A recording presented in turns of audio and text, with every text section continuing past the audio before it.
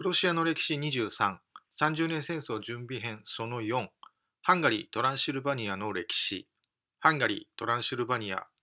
ローマ属州時代。前回はハンガリー・トランシルバニアの地名について考えてみました。今回から30年戦争準備編としてのハンガリー・トランシルバニアの歴史の話を始めてみようと思います。ライン川がローマと異民族を分けた川であったように、ドナウ川もまたローマと異民族を分けた川でした。ライン川東岸がローマによってゲルマニア、ゲルマンと呼ばれたように、ドナウ川下流北岸はローマによってダキアと呼ばれていました。ダキアと呼ばれたこの地域では、古くから鉱山資源の開発が盛んに行われていたようです。これは想像ですが、ダキアとゲルマンはかなり古い時代から鉱山資源やその技術開発のやり取りをしていたのではないでしょうか。お互いローマに敵対する者同士、ダキアとゲルマンは鉱山資源や武器やローマの軍事情報のやり取りをしていたのではなかったかという想像です。ダキアはゲルマン同様激しくローマに抵抗しましたが、106年頃ローマ属州となったようです。属州となったダキアにはローマの軍団駐屯地が設営され、駐屯地とローマを連結させるローマ街道も敷設されたことと思います。ローマ文化がその源流をギリシャ文化に持つとするならば、黒海西岸ダキアにはローマ文化を受容する素地は大きかったように思えます。ダキアは急速にローマ化していったのではないでしょうか。一方、ライン川東岸、バルト海沿岸地帯は、ギリシャとは異なった文化を繁栄展開させた人たちの土地だったような気がします。ダキアの鉱山資源をローマのものとする。それがローマがダキアを属州とした目的だったと思います。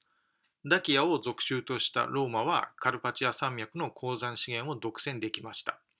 これはローマにとって経済上の優位性をもたらしただけでなく、軍事上の優位性をももたらしたと思います。というのは、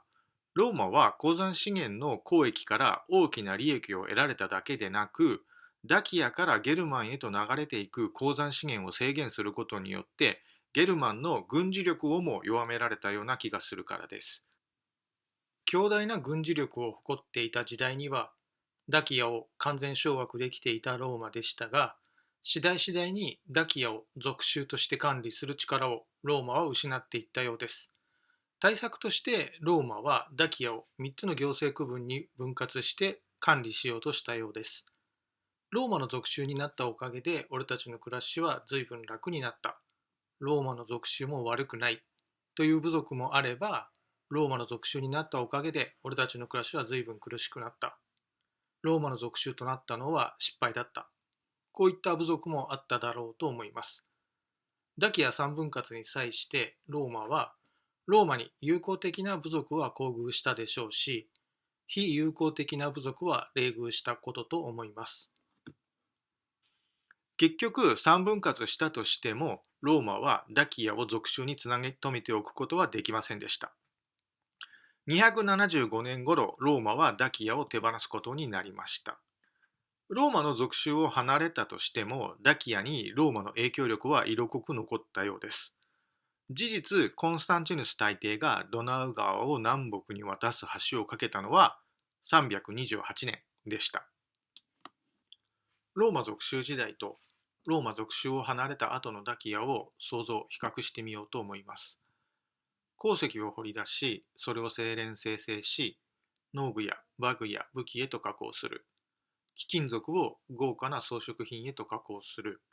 鉱山資源を頂点とした裾野の広い鉱工業は変わらずこの地域の基幹産業だったと思います。変わったのはその交易対象だったのではないでしょうか。ローマ属州時代にはローマに管理されていた取引相手がローマ属州を離れた後では、自分たちが生み出す製品を求める相手があれば、それ相応の対価を払ってくれる相手があれば、果ては中国にまでユーラシア大陸全土を相手にした取引をダキアは展開させたように思います。ただ取引に用いられていたのはローマ金貨だったようです。ローマがダキアを属州としたのは、ローマがカルパチア山脈を手に入れようとしたのは、金貨を作る原材料を確保するためだったように思えます。ローマ帝国の経済規模が拡大すればするほど、ローマが必要とする金の量も増えていったのではないでしょうか。ローマ帝国の戦争範囲や規模が拡大するほど、ローマが必要とする鉱山資源も増えていったのではないでしょうか。言葉を変えて考えてみます。ダキアが優れた農具や馬具や武器を生産できたとしても、ダキアがそれらをユーラシア大陸全土に販売するためには、たとえその原料がダキア産の金であったとしても、ローマ皇帝の権威が刻み込まれたローマ金貨が必要だったのだと思います。ローマの属州を離れたダキアがローマの影響力を完全には排除できなかった理由の一つだったように思えます。ローマ属州以前のダキアは細かな部族の集合体でした。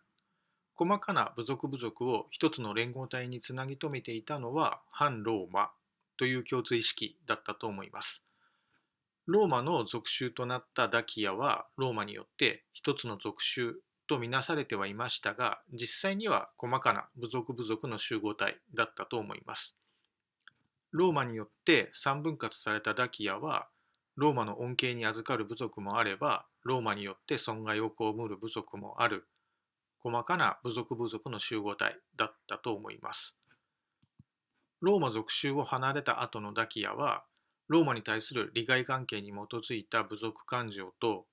ローマ本国の権力闘争が交錯した反ローマという大同団結を失った細かな部族の集合体になっていたと思います。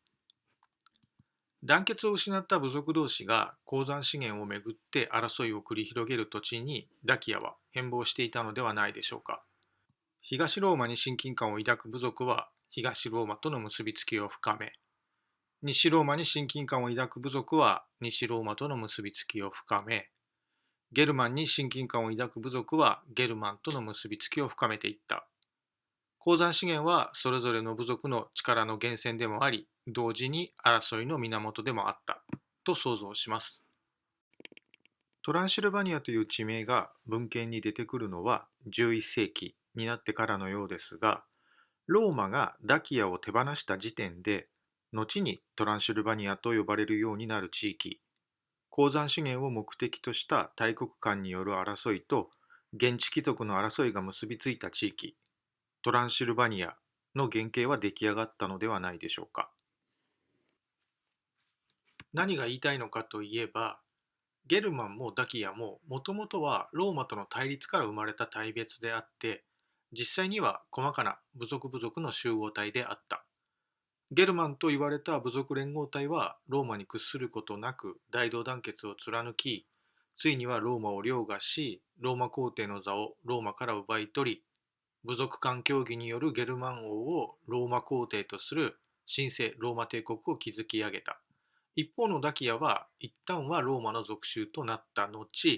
再び属州を離れることにはなったが、すでにかつての大同団結を失い、ゲルマンのようなローマに対抗しうる一大勢力を作り上げることはできなかった。ダキアは部族同士が相争う部族乱立地帯となっていった。神聖ローマ帝国時代、流通する基軸通貨は金貨から銀貨に変わっていたが、カルパチア山脈一帯、トランシルバニアと呼ばれた地域は金だけでなく銀や銅や鉄も産出する土地であったため、変わらず周辺列強による取り合いの対象となっていた。現代の国名で言うなら、ルーマニアとトルコと言われるこの辺りには、どうしてもヨーロッパとアジア、キリスト教とイスラム教、東洋と西洋の分かれ目といったイメージが浮かび上がります。トルコ、かつてのオットマンがイスラムを代表する兄弟勢力であったのは事実ですが、イスタンブールの繁栄のもともとの始まりが東ローマ帝国の首都コンスタンチノープルであったことを考えれば、ルーマニアとトルコの間にはイスラム教とキリスト教による永続的な争いの歴史だけではなく、親和性の高い相互繁栄パートナーとしての歴史もあったような気がします。このゲルマンとダキアの歴史背景の違い、